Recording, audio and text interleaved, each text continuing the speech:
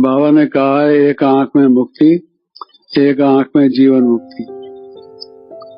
दो आंखें हैं तो दो आंखों में, एक आंख में मुक्ति, एक आंख में जीवन मुक्ति। कौन से, राइट में मुक्ति या लेफ्ट में मुक्ति? मुक्ति किस आंख में और जीवन मुक्ति किस आंख में?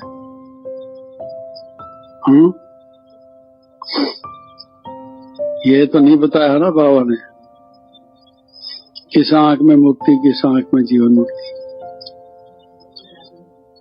लेकिन ये बाबा ने बताया हुआ है, पहले मुक्ति धाम जाएंगे फिर जीवन मुक्ति धाम आएंगे।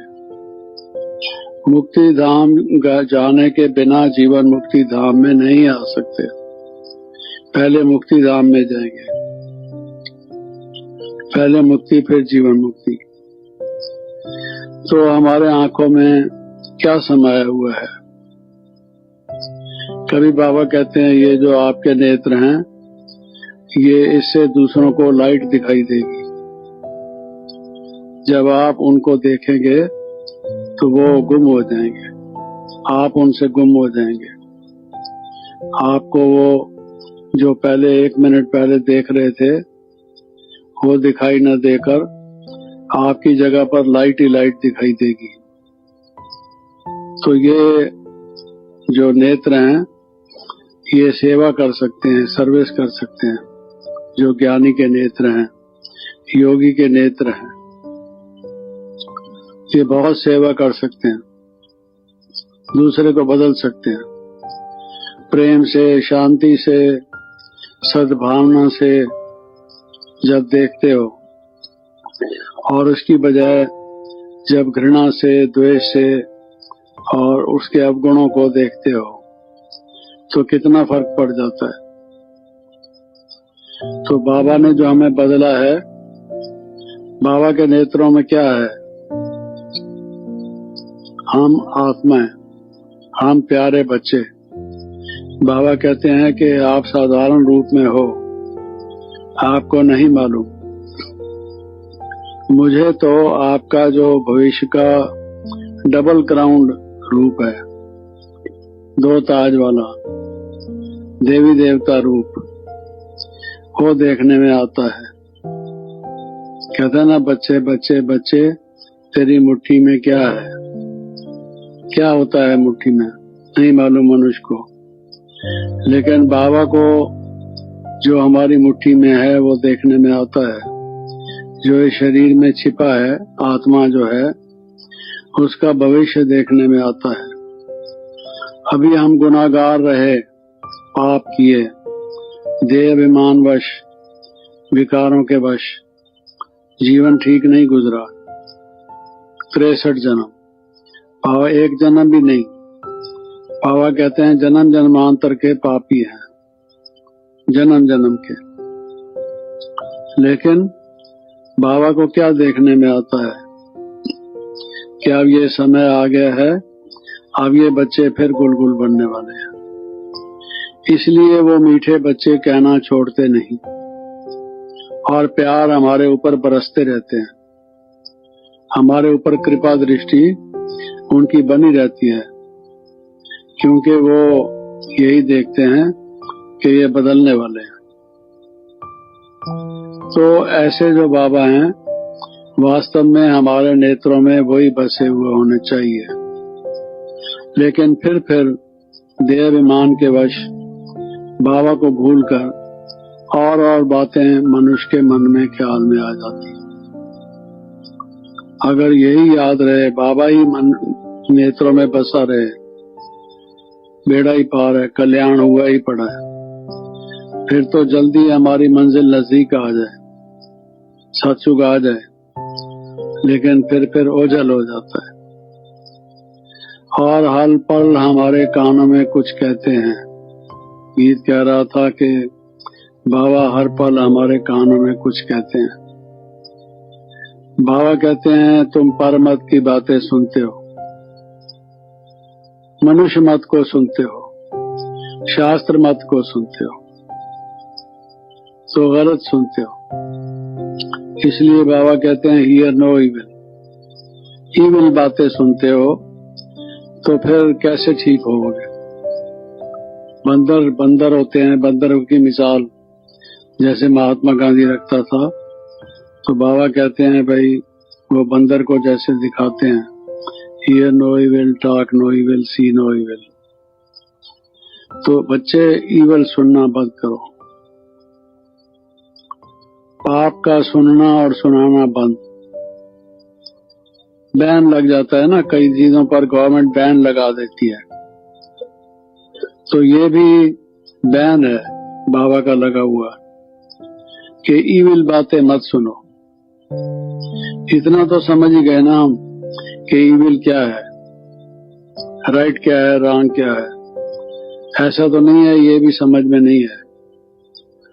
जो भी यहाँ आते हैं ये तो पहले उनको समझाया जाता है कि ईविल क्या है, राम कौन है, रावण कौन है, पाप क्या है, पुण्य क्या है, राइटियसनेस क्या है, अनराइटियसनेस क्या है। तो ये जब मालूम हो गया, फिर ईविल बातों का सुनना और सुनाना बंद।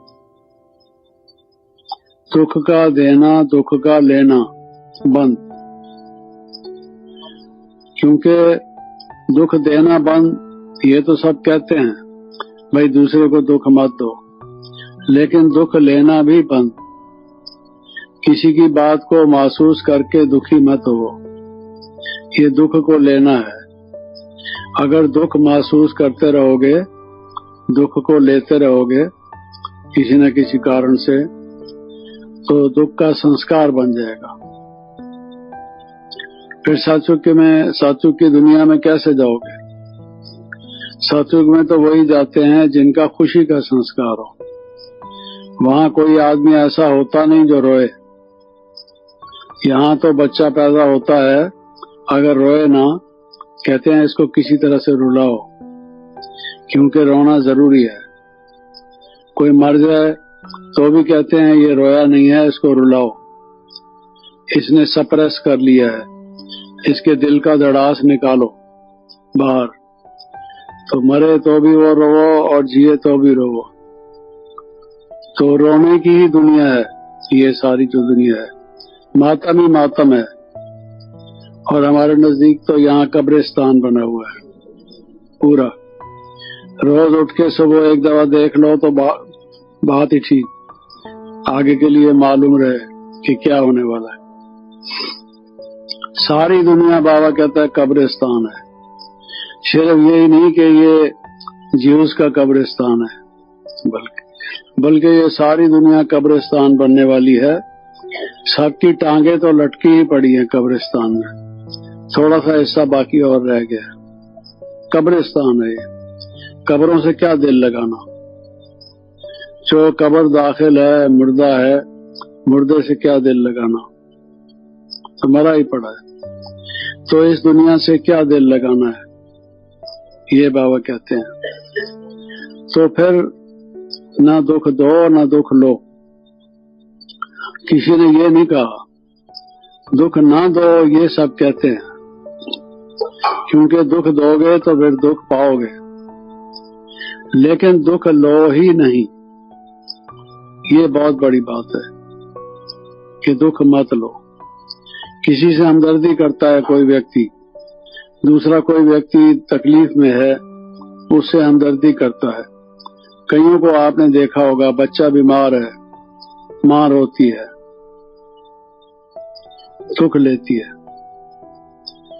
बच्चा बीमार है, हमदर्दी होनी चाहिए, उसकी सेवा करो, डॉक्टर के पास ले जाओ, डॉक्टर को बुलाओ, दवाई दो उसको, उस पर ध्यान दो, टाइम निकाल के उसकी सेवा करो।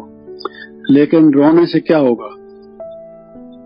तो ये दुख का देना और दुख का लेना जो अटैचमेंट के कारण से होता है, जो इफेक्ट आ जाता है आत्मा को, एक आत्मा को दूसरी आत्मा का इफेक्ट आ जाता है। इफेक्ट आने से डिफेक्ट आ जाता है, डिफेक्ट आने से इफेक्ट आता है, और इफेक्ट आने से फिर डिफेक्ट आता है। ये इंटरडिपेंडेंट है, एक बात दूसरे पर निर्भर है, इसलिए इफेक्ट नहीं आना चाहिए। दुख ही दुख, 63 जन्म तो दुख देखा, अब भगवान आया, अब जो संगम युग का अतीन्द्रिय सुख का जीवन होना चाहिए। और अब भी अगर दुख, तो क्या हमारे भाग्य हुए? ये तो हमारी गलती है, बेसमझी है दुख लेना। तो इसलिए दुख नहीं लेना। और उसका एक तरीका ये है कि see no evil, hear no evil. नेत्रों में बाबा समाया हुआ हो और कानों में बाबा की बात हमारे गूंजती रहे। कान भी हमारे दो हैं, आंखें भी दो हैं, दो दो हैं। ये बाहर के जो कान हैं, बाहर के जो आंखें हैं, ये तो दो हैं, लेकिन अंदर का कान और अंदर का नेत्र ये अलग है।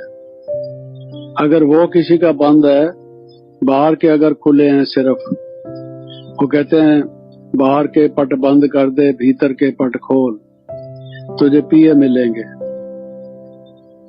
तू बाहर के पट बंद कर दे, तो बाहर के पट बंद कर दे, वो आंखें बंद करके योग लगाते हैं, अंगुलियां डाल लेते हैं कानों में और आंखों पर भी अंगुलियां लगा देते हैं, बंद कर देते हैं, तो कहते हैं पिए मिलेंगे। अगर ऐसे पिए मिले तो ये कैसे? ये तो सस्ता सौदा है। ऐसा नहीं, पट बंद करने का ये मतलब नहीं है। मतलब जो ईविल है उसके प्रति दरवाजा बंद करो। You must not open your door.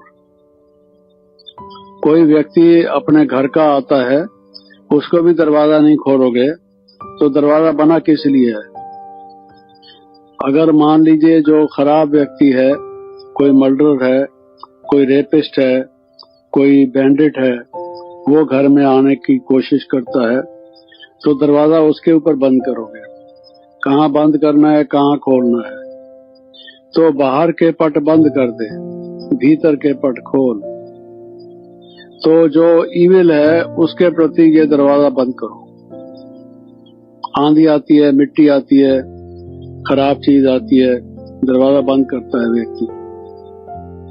दरवाजा है इसलिए, आने के लिए भी है, जाने के लिए भी है, रोकने के लिए भी है।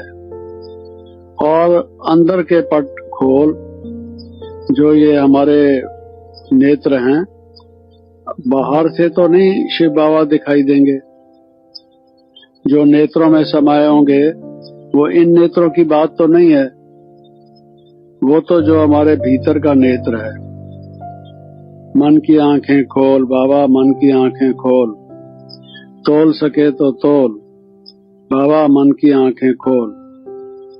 तो वो मन की आंख खोलने की बात है, जो तीसरा नेत्र है, ज्ञान का चक्षु है, जिसके लिए बाबा कहते हैं कोई तो पूरा खोले हैं किसी ने आंखें, और कोई अभी भी जो है सुस्ता रहे हैं, पूरी तरह से आंखें खुली नहीं है। कोई व्यक्ति ठीक तरह से काम नहीं करता है, देखकर नहीं चलता है, ठोकर खाता है, रास्ते में चीजों को गिराता जाता है, जो आता है उसे टक्कर लगाता है, तो हम कहते हैं देख रहा है, नहीं देख रहा है, देख के चलो। आंखें तो खुली होती हैं, लेकिन खुली होते हुए देखते हुए भी नहीं देखता, देखते हुए भी नहीं देखता, क्योंकि उसका मन कहीं और देख रहा होता है। स्थूल नेत्र सामने देख रहे होते हैं, मन कहीं और देख रहा होता है।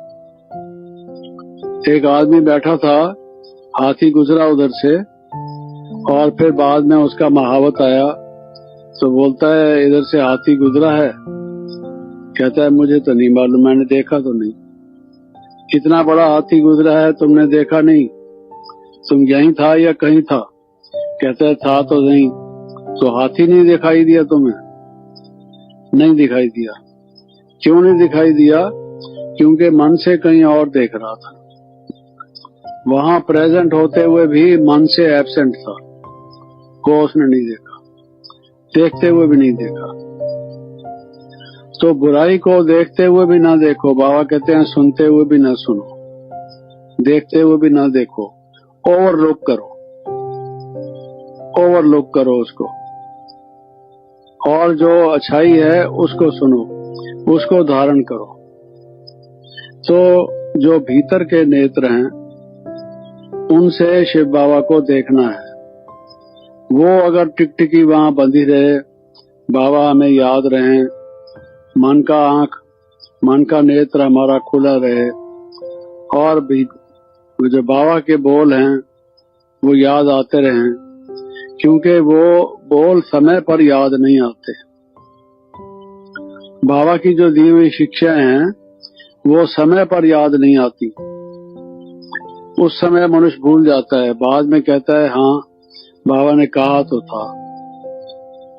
किसी के पास बंदूक हो, तलवार हो, और जब कोई दुश्मन आए उस पर हमला करे तो वो बंदूक कहाँ है, तलवार कहाँ है, उसको ये ख्याल में ही ना हो, ढूंढता रहे, तो नुकसान तो हो जाएगा, दुश्मन तो वार कर जाएगा। इतनी उम्र तक बंदूक रखी और तलवार रखी और वक़्त पर काम ना आई, वो किस फायदा, क्या फायदा उसका? कोई फायदा ना हुआ ना। तो वो औजार, हथियार, जो वेपन है वो बेकार हो गया। तो बाबा कहते हैं ये जो ज्ञान है ये शस्त्र है।